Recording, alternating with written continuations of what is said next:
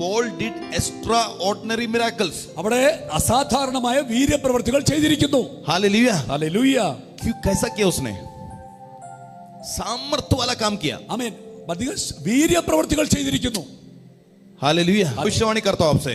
ഞാൻ നിങ്ങളോട് പ്രവചിച്ചു പറയാം. अगर तुम अन्य भाषा बोलने वाले लोग हैं तो നിങ്ങൾ അന്യഭാഷ പറയുന്ന വ്യക്തിയാണെങ്കിൽ तुम्हारा सेवकाई भी सामर्थ्य वाला सेवकाई होगा. നിങ്ങളുടെ ശുശ്രൂഷയും ശക്തനായ ശുശ്രൂഷയായിരിക്കും. हालेलुया. हालेलुया. पत्रिका में लिखा हुआ है പൗലോസ് അവിടെ ലേഖനത്തിൽ എഴുതിയിരിക്കുന്നു कि उसकी रुमाल से चंगाई हुई. അദ്ദേഹത്തിന്റെ റൂമാലിൽ നിന്ന് സൗഖ്യമുണ്ടായി. हालेलुया. Praise the Lord. लेकिन वचन में क्या बोलते हैं? वचनത്തിൽ എന്താ പറയുന്നത്? हम लोग क्या पढ़े हुए वचन में? നിങ്ങൾ എന്താ വചനം പഠിച്ചിരിക്കുന്നത്? हमें 1 पत्रोस 2 का 24वां अध्याय क्या बोलता है? 1 പത്രോസ് 2:24 എന്താ പറഞ്ഞിരിക്കുന്നത്? मेरे कोड़े खाने से तू चंगा हुआ.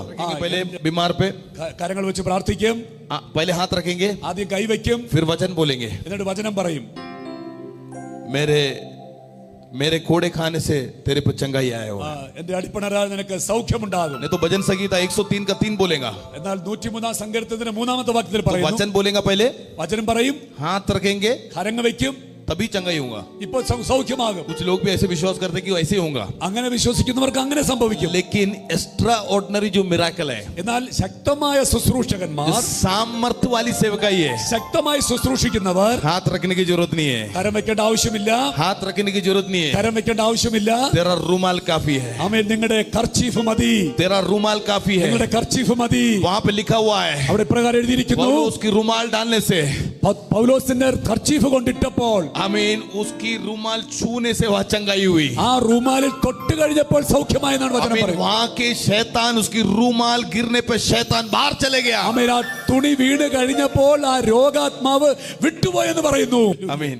ये आत्मा का उंडेलन पे जो विश्वास करता है वही कर सकता है. ആത്മാവിന്റെ നിറവുള്ളവർക്ക് മാത്രമേ കാര്യങ്ങൾ വിശ്വസിക്കാൻ പറ്റൂ. तेरी दया ने मुझे न छोड़ा, आसरा करने वालों को लज्जत न किया. तेरी दया ने मुझे न छोड़ा, खाली हाथ में यहाँ तक आया. तूने मुझको दो दल बनाया. खाली